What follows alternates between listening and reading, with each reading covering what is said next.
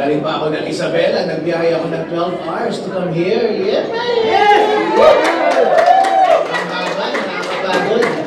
Pero syempre, hindi natin iiwan yung ating mga kakampi dito sa Eden Marines. Dahil love ko sila eh. Kasi kapareho ko yung mga yan, kinakasuhan kami. At naglalahad kami ng katotohanan. At nandito po ako ngayon sa harap ninyo para i-manifest ang aking support para sa kanila at sabihin ko sa harap ninyo na naniniwala ako sa kanilang sinasabi. Ako po si Attorney Harold Respicio, isa po akong Vice Mayor sa probinsya ng Isabela sa bayan ng Reyna Mercedes. Isa po akong Ilocano at isa po akong elective official.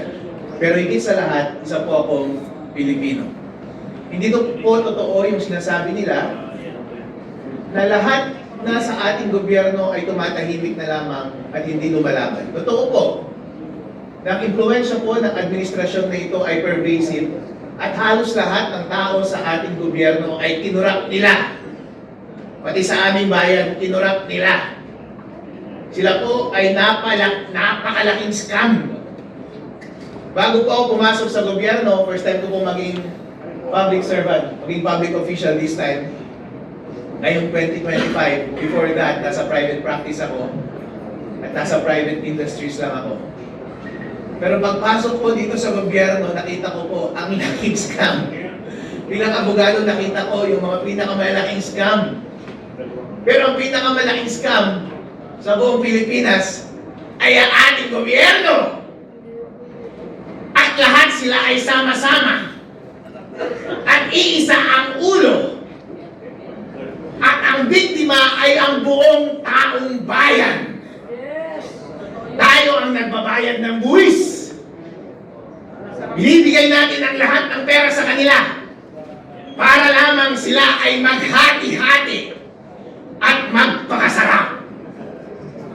At ma-ensure nila na habang buhay na sila ay nasa kapangyarihan. Yan po ay totoo. Inuuna nila yan sa panahon ng eleksyon. Nag-participate po ako sa eleksyon at yung expertise ko sa pag-audit ng information technology at pag-aabogado, in-apply ko doon, nakita ko. Doon unang binibili ang ating kalayaan. At ngayon, pinapatotohanan ng mga 18 Marines. Si Saldico, inutusan sila na magbayad kay Chairman George Garcia ng 4 na maleta ng milyong-milyong salapi. Kung imumultiply mo lahat yun, daan-daang milyon po yun para kay Chairman George Garcia. Magkano po yun? Ano po ang kapalit nun? Hindi ba para bilhin yung outcome ng ating eleksyon? Ang eleksyon na lamang ang tanging mekanismo para ang bawat mamamayang Pilipino ay ma-exercise nila yung kanilang direct power sa bansang Pilipinas. Kapag tinanggal pa natin ang democratic process na ito na mag-elect directly ng mga taong mamumuno sa atin, masasabi pa ba natin na totoo tayong malaya? Hindi po tayo totoong malaya. At lalong hindi po tayo totoong malaya kung pati yung mga institusyon na dapat nagbabantay sa ating gobyerno ay binibili na rin nila. Ang mekanismo sa ating konstitusyon para bantayan ng ating gobyerno ay yung mga investigasyon doon sa Senate at doon sa House of Representatives. Doon sa mga hearing ng mga komite. Pero nabigyan pa sila ng mga envelope? Nabigyan po. Kapag yung magbabantay sa ating gobyerno ay nababayaran natin, matasabi ba natin sa ating sarili na totoo tayong malaya? Hindi po. Ganon din po sa ating judiciary. Marami ang sinasabi sa kanila ay nababayaran. Merong dating leader ng judiciary na pumasok sa executive, pero sila ka-textmate ni BBM.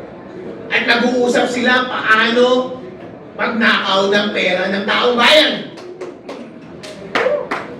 Kung lahat ng ating independent institutions na ito ay magkakasama na Kasama na sila sa scam. Totoo pa bang malaya tayo? Hindi po tayo malaya, mga kapatid. Itong mga 18 Marines, hindi nyo ba naaalala last time? Noong ginagawa nilang scapegoat si Zaldico, di ba sinasabi nila na, "Uy, si Zaldico, bakit 18 Marines ang iyong mga bodyguard? Ang dami-dami, 18 Marines."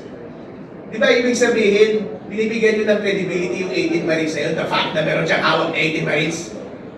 Pero nung lumabas yung mga 18 Marines, at sinabi nilang totoo na kami ang nagde-deliver in behalf of Zaldico, laban! Papunta yung pera dito kay Romualdez at mga congressman, senador, Comelec, ilang Trillanes. Ngayon, ayaw nila silang paniwalaan. Ano ba talaga, mga bossing? Kapag against na sa inyo yung narrative, noong bumaliktad na sa inyo yung narrative, biglang ayaw nyo na silang paniwalaan. Pero nung ibinubuhos ninyo yung scapegoat kay Zaldico, grabe!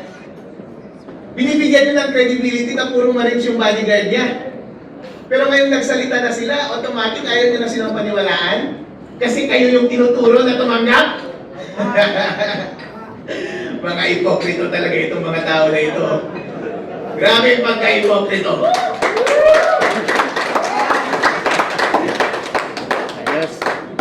Ngayon ako ay lumalabas dito dahil obligasyon po natin na kahit ano ang kulay natin. Kaya sa totoo lang po, wala namang sumusuporta sa akin. Although nakikita nyo ngayon, naka-align ko yung mga Sara Duterte. Kasi kami lang naman ang lumalaban!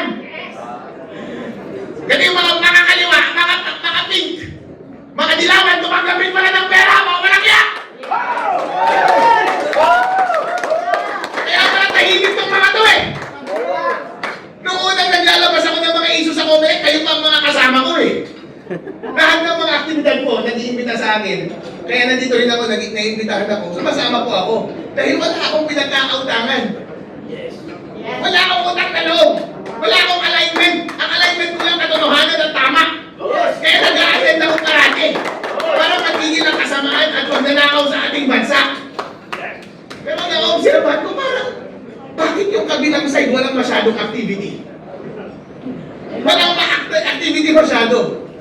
Napapadalas tuloy, napapansin nila, bakit Harold parang dito ka sa opposition na sasama parati? Eh sila lang yung may activity eh, nalaban sa gobyerno. Yung mga ibang partido, wala nang activity na laban sa gobyerno. Dahil bayad silang lahat!